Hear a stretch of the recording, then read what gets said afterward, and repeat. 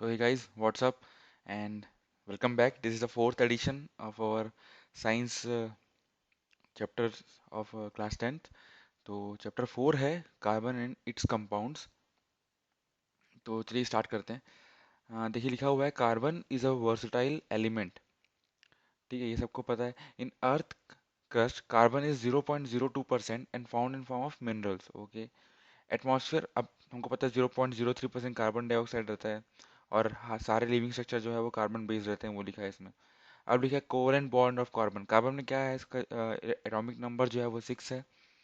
Electronic configuration जो है वो 2 और 4 है। तो उसको अपने आप को क्या बोलते हैं, नोबल गैस बनाने के लिए क्या करना पड़ेगा, या तो 4 इलेक्ट्रॉन गेन करने पड़ेंगे, पर उसके लिए बहुत डिफिकल्ट होगा न्यूक्लियस के लिए 4 इलेक्ट्रॉन होल्ड करना।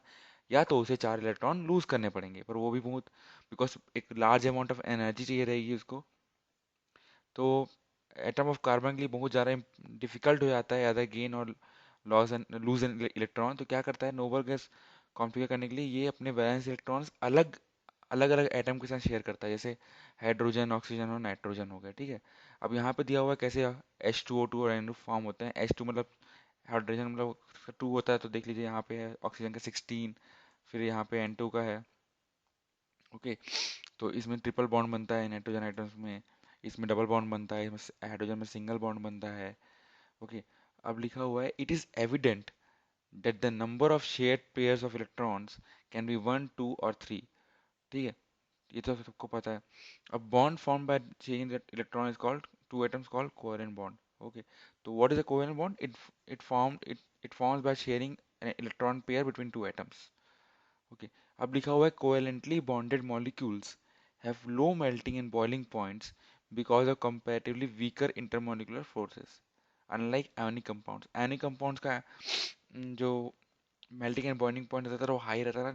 covalently bonded उनका जो रहता है वो बहुत लो रहता है। ठीक है। ये generally poor conductor of heat and electricity रहते हैं। अब देखिए लिखा हुआ है वर्सटाइल नेचर ऑफ कार्बन। तो इसमें क्या है, दो है, एक है कैटिनेशन, एक है टेट्रावैलेंसी।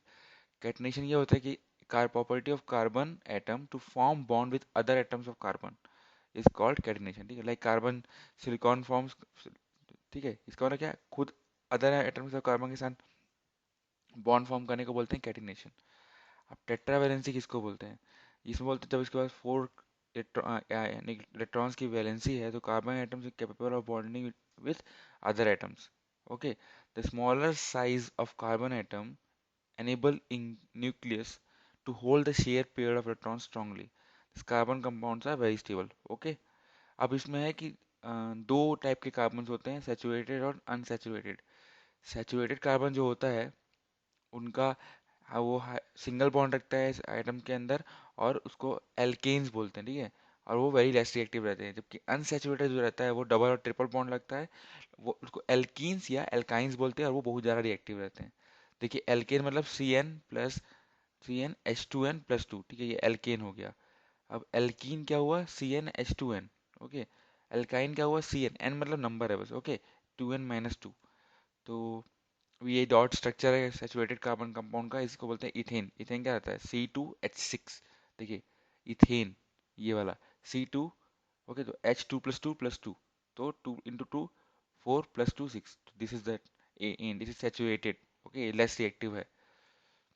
अब देख लीजिए यहाँ पे हम देखते हैं इथीन का, तो कितना हुआ यहाँ पे C2H4, तो ये अनसेचुरेटेड है। ओके। अब आते हैं अपन क्या, अब मीथेन क्या होता है, CH4। ठीक है। इथेन क्या होता है, C2H6।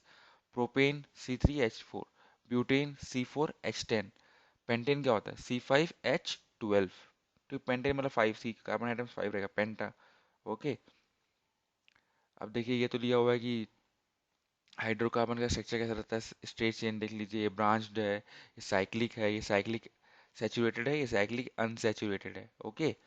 अब आता है स्ट्रक्चरल आइसोमर्स। तो ये वो कंपाउंड रहते हैं जिनके मॉलिक्यूलर फॉर्मूला सेम रहता है लेकिन डिफरेंट रहता है उनका स्ट्रक्चर। लाइक ब्यूटेन के आइसोमर्स जो रहते हैं, देखिए स्ट्रेट चेन आइसोमर्स, देखिए मॉलिक्यूलर फॉर्मूला सेम है, स्ट्रक्चर डिफरेंट है। देखिए ब्रांच में भी स्ट्रक्चर जो है वो डिफरेंट है। ओके। अब क्या है हेट्रोएटम एंड फंक्शनल ग्रुप। हेट्रोएटम्स क्या होता है, जो हाइड्रोकार्बन का जो चेंज चेंज रहता है उसमें अगर वन और more hydrogen atoms can be replaced by other atom is called as is in according to their valencies, मतलब अगर जितना वैलेंसी जैसा रहेगा उस हिसाब से अगर चेंज कर देते हैं तो उस वो जो एलिमेंट रहता है वो हाइड्रोजन को रिप्लेस कर देता है और वो एलिमेंट को बोलते हैं हेट्रोएटम। ओके, अब देखिए लिखा हुआ है these heteroatoms and the group containing them impart chemical properties to the compound and hence are called functional groups। Okay, तो functional groups क्या क्या है आप नीचे देखते हैं। ये देखिए हेट्रोएटम क्या है, क्लोरीन एंड ब्रोमीन, तो इसको बोलते हैं हेलो, तो क्लोरो ब्रोमो। ओके, ऑक्सीजन में क्या है, अल्कोहल ओ एच, एल्डिहाइड देखिए कीटोन, कार्बोक्सिलिक एसिड सी ओ ओ एच बोलते हैं। ओके, तो होमोलोगस सीरीज अब देखते हैं। It is a series of compounds in which the same functional group substitutes for hydrogen in a carbon chain। Like alcohol में क्या होता है, देखिए ये H4 की जगह आ गया OH, देखिए सब में C2H6 में आ गया, सब में आ गया, ठीक है। Successive members differ by CH2 unit and 14 unit of mass. उसके बाद के मेंबर रहते हैं वो CH2 से डिफर करते हैं और 14 मास यूनिट से, ठीक है। The chemical properties are imparted by the functional group, thus all members have similar chemical properties, but the members have different physical properties। Okay, तो जो फंक्शनल ग्रुप के सब मेंबर्स हैं उनकी केमिकल प्रॉपर्टी सेम रहती है लेकिन फिजिकल प्रॉपर्टीज डिफरेंट रहती है। ओके, एंड फिजिकल प्रॉपर्टीज जो वेरी करते हैं हम लोग का series due to difference in their molecular mass, because आपको पता है कि हर सब्स्टिट्यूट जो है वो CH2 से और 14 यूनिट ऑफ मास से डिफर करेगा। Okay, melting and boiling point जो है इंक्रीज करता है जैसे उनका मॉलिक्यूलर मास इंक्रीज करता है, ठीक है। ये फोर्थ पॉइंट, फिफ्थ पॉइंट भी कवर हो गया। एंड अब नॉमेनक्लेचर क्या है, एल्कीन को इन होता है, एल्काइन को आइन, अल्कोहल ऑल, एल्डिहाइड अल, कीटोन ओन, ठीक है। Carboxylic acid oic acid, methanoic acid ऐसा टाइप का। क्लोरीन मतलब क्लोरो, ये पहले लगता है, क्लोरोफॉर्म सुना है ना, मतलब एक सिंपल है वो, उसका नहीं है, ठीक है। अब देखिए ये तो आ गया। अब केमिकल प्रॉपर्टीज क्या क्या होती है, कंबशन मतलब जलना, कार्बन कंपाउंड जनरली बर्न मतलब oxidise in air to produce carbon dioxide, ये बहुत सिंपल है। और कैसे, एंड वाटर, और क्या करते हैं हीट और लाइट एनर्जी भी एमिट करते हैं। तो देखिए कार्बन डाइऑक्साइड है, ऑक्सीजन से रिएक्ट किए तो CO2 और वाटर बना और हीट एंड लाइट हुआ। अब देखिए saturated hydrocarbon Burns generally with blue flame flame in good supply of air and yellow flame in a limited supply of air. Saturated hydrocarbon है जो सिंगल बॉन्ड से बनते हैं और जो लेस रिएक्टिव रहते हैं, ठीक है। मैं बता रहा हूँ आपको, जो एल्केन रहते हैं, देखिए रिवाइज हो गया यहाँ पे। ओके, ये ब्लू फ्लेम में जलते हैं कब, जब सप्लाई ऑफ एयर गुड हो, और लिमिटेड में कब चलते हैं, जब येलो में जलते हैं जब लिमिटेड सप्लाई ऑफ एयर हो। सूद सूटी फ्लेम होता है जब अनसैचुरेटेड हाइड्रोकार्बन्स को जलाया जलाया जाता है। और देखिए जब कोल और पेट्रोलियम जो है जब वो एमिट करता है oxides of sulphur and nitrogen जो कि एसिड रेन बनाता है, तो what is responsible for acid rain, तो वो है आपका burning of coal and petroleum which emits oxides of sulphur and nitrogen. Okay, अब ऑक्सीडेशन क्या होता है, अल्कोहल्स को can be converted into carboxylic acid COOH by oxidizing them using alkaline potassium permanganate और acidified potassium dichromate। Okay, they add oxygen, क्या करते हैं ये ऑक्सीजन ऐड करते हैं रिएक्टेंट में, इसी कारण इसको बोलते हैं oxidising agent. What are called oxidising agent, they are called which adds oxygen to the reactant। Okay, and the next question will be like, for oxidation of carbon compounds, which substance are used as oxidizing agent? So the substance are alkaline, potassium permanganate and permanganate and or acidified potassium dichromate। Okay, so and how alcohols can be converted into carboxylic acid, ये तीसरा question आ सकता है। तो ये कैसे आता है, by oxidising them using alkaline potassium permanganate और एसिडिफाइड पोटेशियम डाइक्रोमेट। तो देखिए तीन क्वेश्चन यहाँ से आ सकते हैं। ये रिएक्शन है उतना इंपॉर्टेंट नहीं है पर देख लीजिए, अल्कलाइन ये है, ये फॉर्मूला है पोटेशियम परमैंगनेट का, और हीट। ओके, अब आता है addition reaction. Hydrogen is added to unsaturated hydrocarbons in presence of palladium और निकल एज कैटलिस्ट। कैटलिस्ट मतलब which helps in reaction. Okay, अब देखिए vegetable oils are converted into vegetable ghee using this process. Okay, तो ये है आपका carbon और उसके एटम्स, इसमें हाइड्रोजन ऐड किए तो ऐसे बना। ओके, अब लिखा हुआ है saturated fatty acids are harmful for health and oils with unsaturated fatty acids should be used for cooking. Okay, तो अब आता है सब्स्टिट्यूशन रिएक्शन। इसमें है जो सैचुरेटेड हाइड्रोकार्बन्स होते हैं, उसमें the hydrogen attached to carbon can be replaced by another atom और group of atoms in the presence of sunlight. देखिए ये मीथेन है, ये क्लोरीन है, ये क्या हुआ है, CH3Cl बन गया, और ये मिथाइल क्लोराइड बन गया, और यहाँ पे HCl hydrogen carbon, sorry HCl क्या होता है, सल्फ्यूरिक एसिड जो है वो मिला।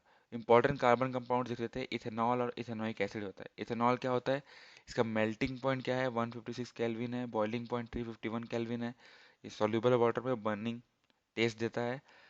ठीक है, डाइल्यूट इथेनॉल जो है ये बहुत सीरियस हेल्थ इश्यूज करता है, और इनटेक ऑफ इम्प्योर अल्कोहल भी, प्योर अल्कोहल भी हार्मफुल है। ठीक है, अब केमिकल प्रॉपर्टीज ऑफ इथेनॉल क्या हो सकता है, ये है, ये सोडियम के साथ रिएक्ट करके सोडियम इथॉक्साइड और हाइड्रोजन फॉर्म करता है, और ये जब हीट किया जाता है कॉन्सेंट्रेटेड HCl के साथ, तो वो 440 डिग्री केल्विन में, तो ये डिहाइड्रेटेड टू इथीन। ओके, मतलब वो इथीन में, इथेनॉल जो है वो इथीन में कन्वर्ट हो जाता है।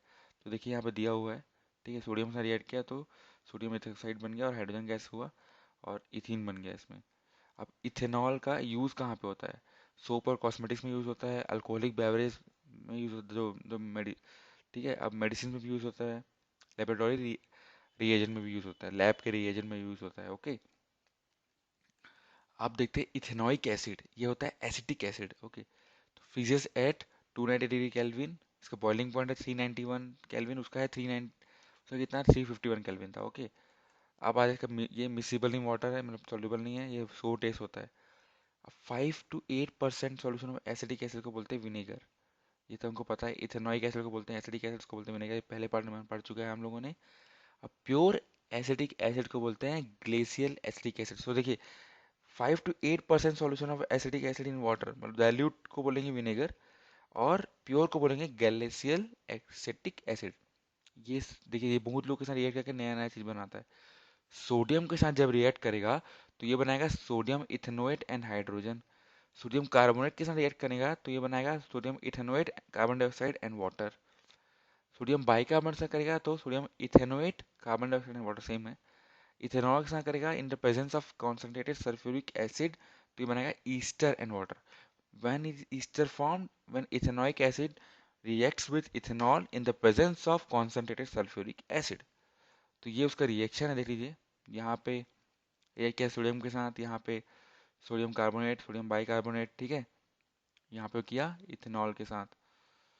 ओके ना। सो अब आते हैं हम एस्टरिफिकेशन में क्या होता है। इसमें क्या होता है, जो कार्बन कार्बोक्सिलिक एसिड है वो अल्कोहल के साथ रिएक्ट करते हैं इन द प्रेजेंस ऑफ कुछ बूंद सल्फ्यूरिक एसिड के साथ, जो कि एक कैटलिस्ट का काम करता है, और वो एक स्वीट स्मेलिंग कंपाउंड बनाता है, उसको बोलते हैं ईस्टर।